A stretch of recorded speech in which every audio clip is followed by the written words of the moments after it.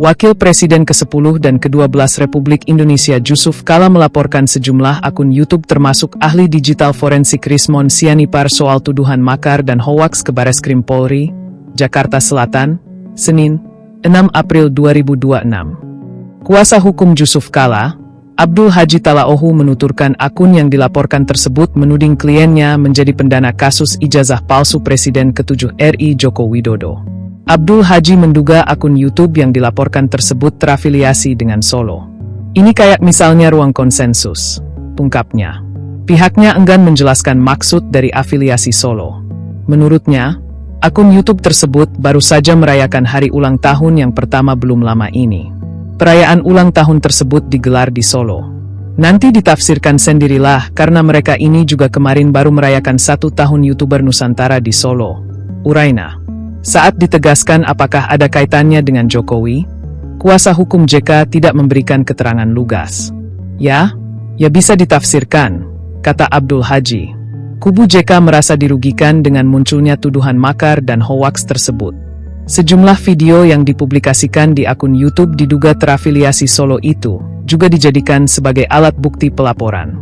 Dengan video yang kami miliki, itu patut diduga ya maksudnya keyakinan kita itu berdasarkan bukti yang sudah kami miliki ya kan, pungkasnya.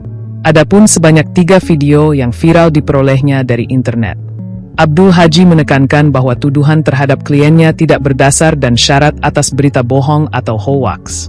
Sehingga pihaknya melaporkan sejumlah pasal pencemaran nama baik itu tertuang di pasal 439 Yungto pasal 441 Undang-Undang Nomor 1 Tahun 2023, KUHP yang baru. Kemudian pasal 27A Yungto 45 di Undang-Undang ITE tentang pencemaran nama baik atau tuduhan fitnah. Hingga berita tayang, proses pelaporan masih berlangsung di Bareskrim Polri.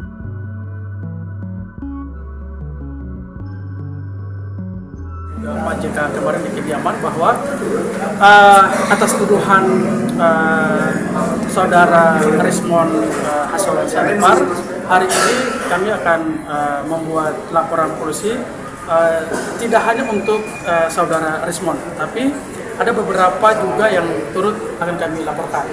Jadi selain pasal pencemaran nama baik dan tuduhan fitnah, ada juga berita hoax atau bohong yang disebarkan oleh beberapa akun channel dan YouTuber.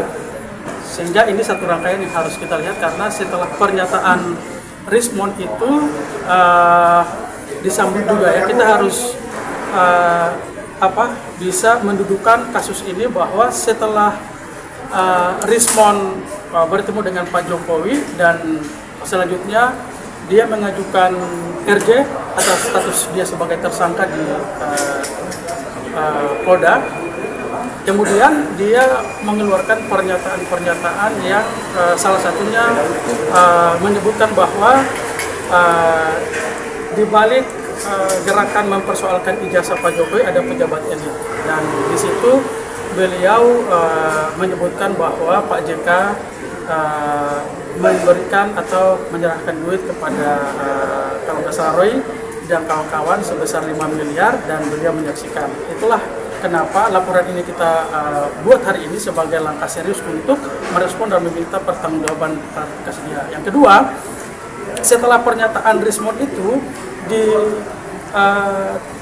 disambut oleh YouTuber yang menurut kami setelah kami analisa ini masih terafiliasi dengan Solo. YouTuber Nusantara, misalnya YouTubernya ini pemilik YouTuber Ruang Konsensus, Budius S. Pilihan, menghadirkan Mardiansa Semar, Ketua Rampai Nusantara. Dalam pernyataan di YouTube itu, Mardiansa menyampaikan bahwa Pak JK ini sudah tidak lagi punya kapasitas, masih punya insting berkuasa yang tidak rasional. Ya, ada kalimat yang menuduh Pak JK pecundang gitulah ya kalau kita tarik, sehingga gerakan beliau itu mengarah kepada inkonstitusional. Ini kan berita hoax, berita bohong yang perlu juga diuji. Itu satu. Yang kedua, turut juga kami akan melaporkan di berita bohong itu pemilik YouTube channel Musik Ciamis ini yang turut menyebarkan statement atau pernyataan yang kami duga dibuat oleh Rismon. Selain itu juga ada channel Mosato TV, pemiliknya Laurentius Irjanbu. Dalam channel itu dia menulis bahwa JK diseret pidana provokasi, pertanyaannya makar, gitu. Ini ada kalimat dia yang sangat fatal menurut kami karena ada pernyataan indikasi kemunafikan. Puji Prabowo tapi mau makar. Ini kan pertanyaan yang sudah telat gitu. Oke. Ada berapa jadi yang dilaporkan Pak selain Rismon?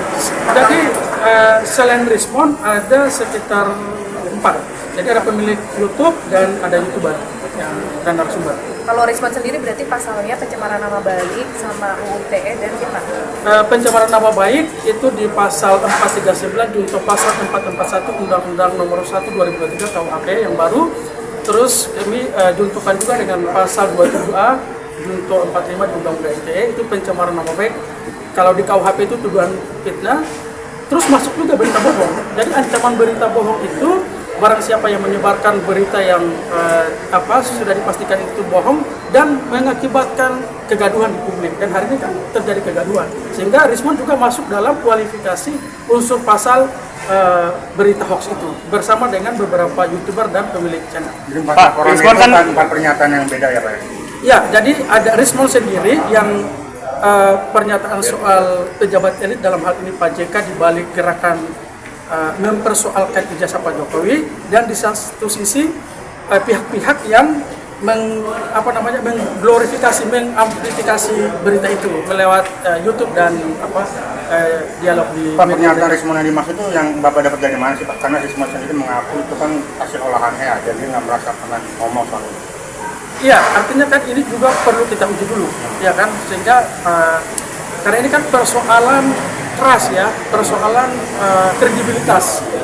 Karena walaupun nanti itu AI, makanya perlu kita lakukan dulu kan, supaya nanti diuji apakah itu AI atau bukan. Karena akibat pernyataan dia itu menimbulkan rangkaian peristiwa yang lain, sehingga bukan berdiri sendiri tuh pernyataan Rismon, tapi ada juga terlapor dengan pasal yang berbeda. Artinya dengan saat ini proses pembuatan seperti itu udah gampang ya dibuat saat ini. Iya. Kalau memang itu bukan nanti malah justru Bapak melihat Rismon bagian dari korban itu sendiri. Iya, karena nama dia didomeng. Bapak sudah melakukan penelitian tersendiri. Ya nanti kita uji dulu kan di dalam. Nanti soal itu kan biar nanti lebih